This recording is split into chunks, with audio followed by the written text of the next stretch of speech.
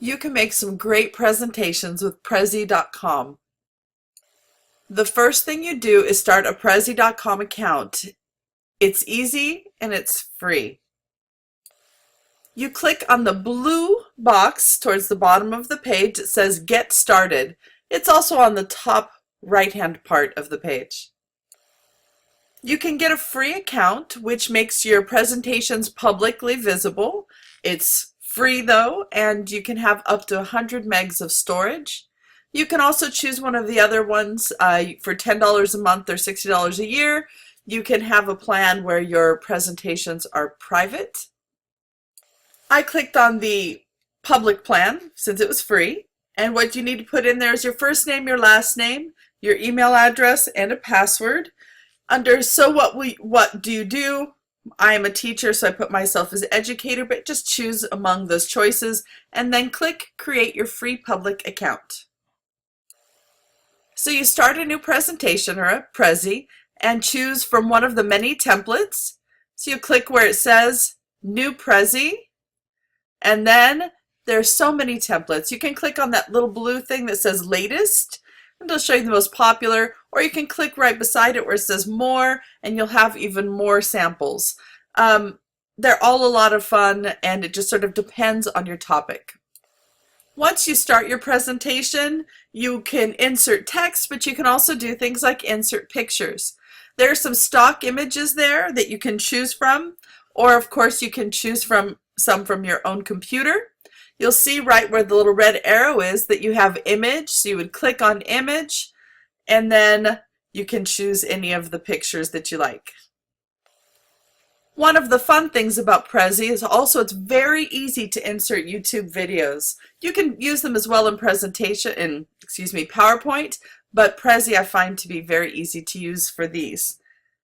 So in youtube.com, search for a video, click share, and then copy the link.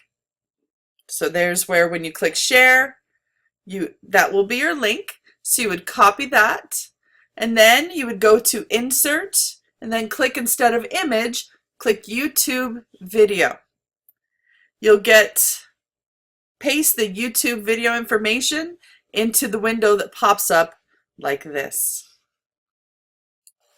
YouTube videos I have found to be very helpful, and I love putting them in my Prezis. But you can also insert your own videos that you've created. I've made a few book talks and put them into presentations, or any other items. So you can click Insert YouTube Video, paste your link and put it all in there. But you can also click from File, PDF, Video, so many different things that you can then plug into your presentation. There you go. Now, you can make more frames, more arrows, and edit your path as you come along. For example, if you click on circle frame in the top left-hand part of your page, or you can also copy and paste one of the existing frames that you have. You can do things like where I put these little red arrows in, and you can find arrow, line, or highlighter under Insert. Now, the other thing that sometimes causes people a little bit of trouble that you should definitely practice with is editing your path. Because once you've added more frames and things like that that you want to focus in on, you have to add little clicks to it so that when it will focus in on it in Prezi. For example, this is focusing in on this because I added a plus to this. So here's again where you can circle the frame, but here's the plus I'm talking about. The first arrow points towards that little plus. If you take that, grab it with your mouse and drag it over to the picture, you'll see that I put a plus on both where you started press the blue box to start your Prezi, and then where you had to draw, I put another plus where you got to pick which kind of plan that you chose. And these are pictures from exactly this Prezi. So that's how I did that. Now you can also make your own, have fun with it, but remember, it takes time to get to know any site or program. Give yourself lots of time to make mistakes and learn.